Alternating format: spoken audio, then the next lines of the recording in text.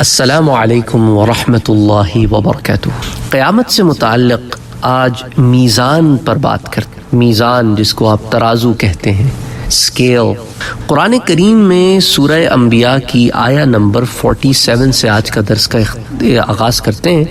اللہ عز و جل کا ارشاد پاک ہے، اعوذ باللہ من الشیطان الرجیم، بسم اللہ الرحمن الرحیم، وَنَضَعُ الْمَوَازِينَ الْقِسْطَ لِيَوْمِ الْقِيَامَةِ فَلَا تُظْلَمُ نَفْسٌ شَيْئًا وَإِن كَانَ مِثْقَالَ حَبَّةٍ مِّنْ خَرْدَلٍ أَتَيْنَا بِهَا وَكَفَى بِنَا حَاسِبِينَ۔ اور رکھیں گے ہم ترازو ٹھیک ٹھیک، تولنے والے قیامت کے دن، پھر نہ ظلم کیا جائے گا کسی جان پر ذرا بھی، اور اگر ہوگا کوئی عمل برابر رائی کے دانے کے بھی تو ہم لے آئیں گے اسے، اور کافی ہیں ہم حساب لینے کو۔ تو اس آیہ مبارکہ میں اللہ تعالیٰ نے ترازو سے متعلق یہ فرمایا کہ یہ ٹھیک ٹھیک ایکوریٹلی پریسائسلی ایسا اسکیل ہوگا جو بندے کے حساب کے وقت استعمال ہوگا اور اعمال کے تولنے کے لیے استعمال ہوگا، اور یہ ایسا ترازو ہے کہ کسی پر ظلم نہیں کیا جائے گا۔ اگر کوئی برابر رائی کے دانے برابر چھوٹا سے چھوٹا عمل بھی ہو، چاہے برا ہو یا اچھا ہو، وہ اس میں رکھا جائے گا اور ظلم نہیں ہوگا۔ ویسے تو اللہ عز و جل کی ذات ہی کافی ہے حساب لینے کو، پر انصاف کا تقاضے کے مطابق اللہ تعالیٰ جو قانون ہمیں اس دنیا میں دیا ہے کہ چیزوں کی تلنا کے بعد ان کا فیصلہ کیا جاتا ہے، تو وہاں بھی اسی قانون کو اللہ عز و جل ہمارے سامنے رکھے گا، تاکہ جس کے ساتھ جو ہو وہ اس پر شاہد ہو، گواہ ہو۔ اسی طرح سورۃ الاعراف میں بھی بعض آیات اس ضمن میں آتی ہیں، ان کو بھی دیکھ لیتے ہیں۔ سورہ اعراف کی آیہ نمبر 8 اور آیہ نمبر 9۔ سورہ اعراف کی آیہ نمبر 8 میں اللہ عز و جل ارشاد فرماتا ہے، وَالْوَزْنُ يَوْمَئِذٍ الْحَقُّ فَمَن ثَقُلَتْ مَوَازِينُهُ فَأُولَئِكَ هُمُ الْمُفْلِحُونَ وَمَن خَفَّتْ مَوَازِينُهُ فَأُولَئِكَ الَّذِينَ خَسِرُوا أَنفُسَهُمْ بما كانوا بآياتنا يظلمون۔ اور وزن اس دن عین حق ہوگا، سو جن کے بھاری ہوں گے پلڑے سو وہ فلاح پانے والے ہوں گے، اور وہ کہ ہلکے ہوں گے پلڑے ان کے، سو یہی وہ لوگ ہیں کہ خسارے میں مبتلا کیا تھا انہوں نے اپنی جانوں کو، کیونکہ تھے وہ ہماری آیات کے ساتھ ظالمانہ برتاؤ کرنے والے۔ تو یہاں پر بھی یہ بات واضح ہو گئی کہ وزن ہوگا اور عین حق پر ہوگا، سو جن کے اعمال بھاری نکلیں گے، اچھے اعمال بھاری نکلیں گے، تو بھاری جہاں ہوتا ہے وہاں پلڑا جھکتا ہے، اور یہی فلاح پانے والے ہیں، اور جن کے ہلکے ہوں گے اعمال صالحہ تو یہ خسارے والے ہیں، اور ان خسارے والوں میں سے وہ زیادہ خسارے والے ہیں جو آیات کو جھٹلاتے تھے اور ظلم کا راستہ اختیار کرتے تھے، کہ گناہ بھی تو ظلم ہی ہے نا۔ دیکھیں قرآن کریم میں کتنی پیاری دعا ہمیں سکھائی گئی ہے کہ جب تم اپنی جانوں پر ظلم کر بیٹھو، گناہ کر بیٹھو، تو کیا دعا ہے؟ ربنا ظلمنا انفسنا، اے رب ہم نے اپنے نفسوں پہ ظلم کر دیا۔ کہ گناہ کیا ہے؟ ظلم ہے۔ توبہ ظلم سے نکلنے کا راستہ۔ تو ربنا ظلمنا انفسنا وان لم تغفر لنا وترحمنا لنكونن من الخاسرین، اگر تو نے معاف نہ کیا اور رحم نہ فرمایا ہے ہمارے رب، تو ہم کون ہوں گے؟ خسارے والے ہو جائیں گے۔ تو ان آیات مبارکہ میں اللہ عز و جل نے یہ بات اپنے بندوں پر واضح کر دی ہے کہ اس دن میزان بھی ہوگا، اس میں تلنا بھی ہوگی، اور سارے معاملات اسی طرح پیش آئیں گے۔ قرآن کریم کی ایک اور آیہ مبارکہ دیکھ لیتے ہیں سورۃ القارعہ سے، بلکہ آیہ نمبر 6 سے لے کر 9 تک دیکھتے ہیں، جس میں اللہ عز و جل فرماتا ہے، فَأَمَّا مَن ثَقُلَتْ مَوَازِينُهُ، تو وہ شخص کے ہوں گے وزندار اعمال اس کے، فَهُوَ فِي عِيشَةٍ رَاضِيَةٍ، سو وہ ہوگا دل پسند عیش میں، وَأَمَّا مَنْ خَفَّتْ مَوَازِينُهُ، اور وہ شخص کے ہوں گے ہلکے اعمال اس کے، فَأُمُّهُ هَاوِيَةٌ، تو اس کا ٹھکانہ ہے گہرا گڑھا۔ تو ان آیات سے یہ بات بھی سامنے آ جاتی ہے کہ وزن اعمال کے بعد جس شخص کا پلڑا بھاری وہ خاطر خواہ آرام میں، اور جس کا نہیں وہ خسارہ اٹھانے والا۔ تو قرآن کریم کی ان چند ایک آیات سے میزان کا اور وہ میزان کی کیا کیفیت ہوگی یہ معاملات تو سامنے آ گئے۔ اب احادیث مبارکہ سے آغاز کرتے ہیں۔ حضرت سلمان رضی اللہ تعالیٰ عنہ فرماتے ہیں کہ حضور صلی اللہ علیہ وآلہ وسلم نے ارشاد فرمایا کہ روز قیامت ترازو نصب کی جائے گی۔ یہ ترازو اتنی بڑی ہوگی کہ اگر اس میں سب آسمان اور زمین کا وزن کیا جائے تو بھی یہ وسیع رہے۔ فرشتے کہیں گے یا رب یا رب، یہ کس کے اعمال تولے گی؟ اللہ فرمائے گا اپنی مخلوق میں سے جس کے اعمال کا وزن چاہوں گا۔ اس وقت فرشتے عرض کریں گے سبحانک ما عبدناک حق عبادتک، کہ پاک ہے، بزرگی والی ہے تیری ذات، کون ہے جو تیری عبادت کا حق ادا کرے؟ اللہ اکبر، عبدناک حق عبادتک میں ماں کا جو اضافہ ہے نا کہ ہم نے عبادت تو کی تیری پر باری تعالیٰ تیری عبادت کا حق نہیں ادا کیا، پاک ہے تیری ذات۔ اللہ اکبر، اس طرح کی دھار کی مثل پل صراط نصب کی جائے گی تو فرشتے عرض کریں گے اس پر سے کون گزرے گا؟ اللہ تعالیٰ فرمائے گا اپنی مخلوق میں سے میں جس کے لیے چاہوں گا۔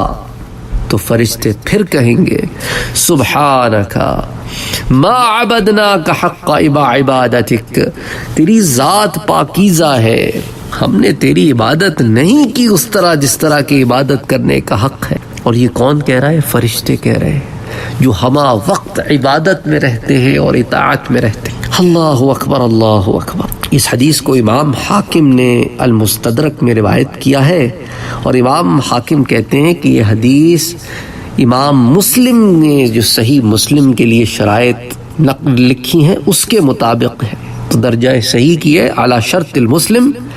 اور پھر اسے امام ذہبی نے اور باقی کتب حدیث میں ترغیب و ترہیب وغیرہ میں بھی روایت کیا گیا ہے، اور امام سیوطی الدر منصور میں بھی لاتے ہیں۔ تو یہ حدیث حضرت سلمان فارسی سے موقوفاً بھی مروی ہے البدور السافرہ میں، پھر ابن مبارک نے الزہد میں، اور اسی طرح الالکائی نے۔ حضرت عبداللہ ابن عباس فرماتے ہیں کہ میزان کی ایک زبان اور دو پلڑے ہیں۔ یہ امام سیوطی سے البدور السافرہ میں لاتے ہیں، اور پھر تفسیر طبری میں بھی آتی ہے اور در منصور میں بھی آتی ہے۔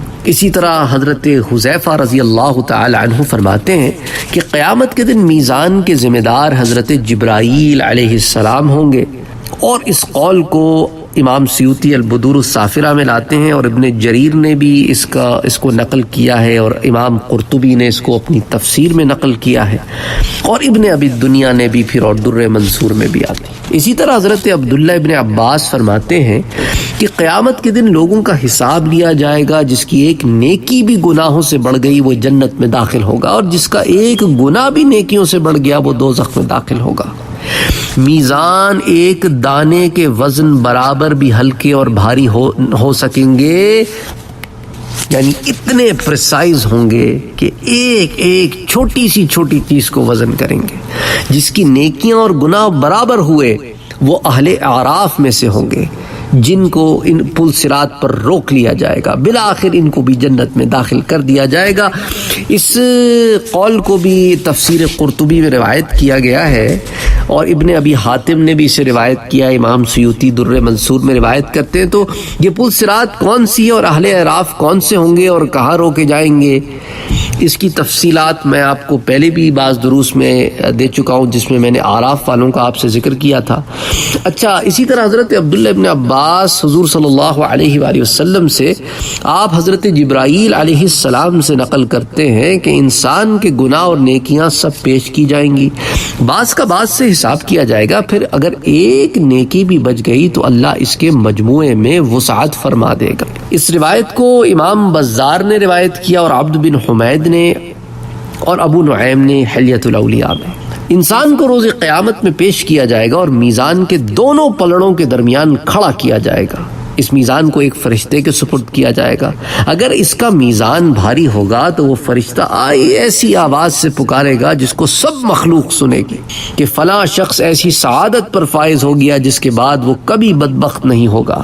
اور اگر اس کا میزان ہلکا ہوگا تو وہ فرشتہ ایسی آواز سے ندا کرے گا جس کو سب مخلوق سنیں گی کہ فلاں شخص ایسا بدبخت ہوا کہ پھر کبھی بھی سعادت مند نہ ہوگا. انا للہ و انا الیہ راجعون. اسے بھی امام بزار نے روایت کیا ہے, ابن مردویہ نے روایت کیا ہے, امام سیوطی نے در منصور میں سے نقل کیا اور امام بیہقی نے البعث میں سے روایت کیا. اسی طرح حضرت عبداللہ ابن مسعود رضی اللہ تعالی عنہ فرماتے ہیں کہ کافر لوگوں کو روز قیامت میزان پر پیش کیا جائے گا تو وہ اس کے پاس آپس میں خوب جھگڑا کریں گے.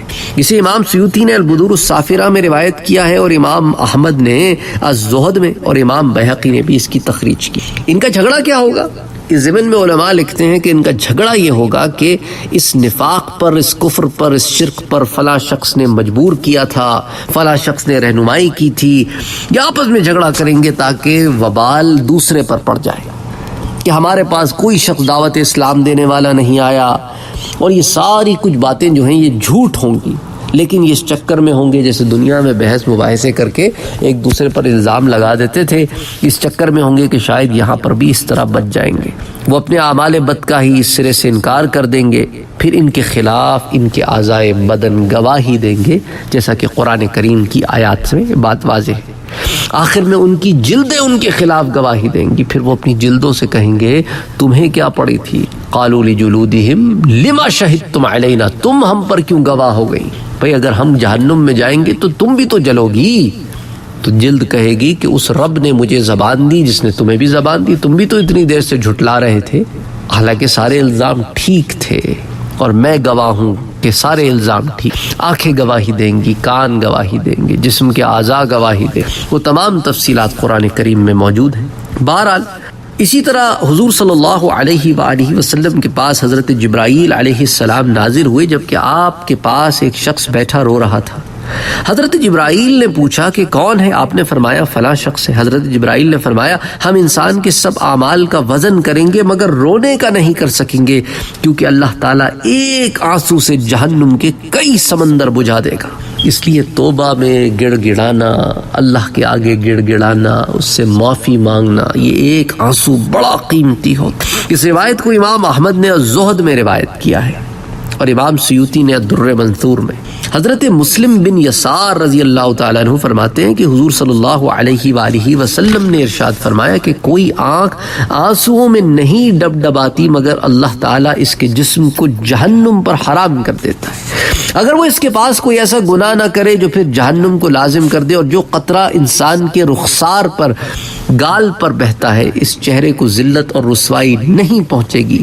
اگر کوئی امتوں میں رونے والا کسی امت میں رو دے تو اس پوری امت پر رحمت کر دی جائے.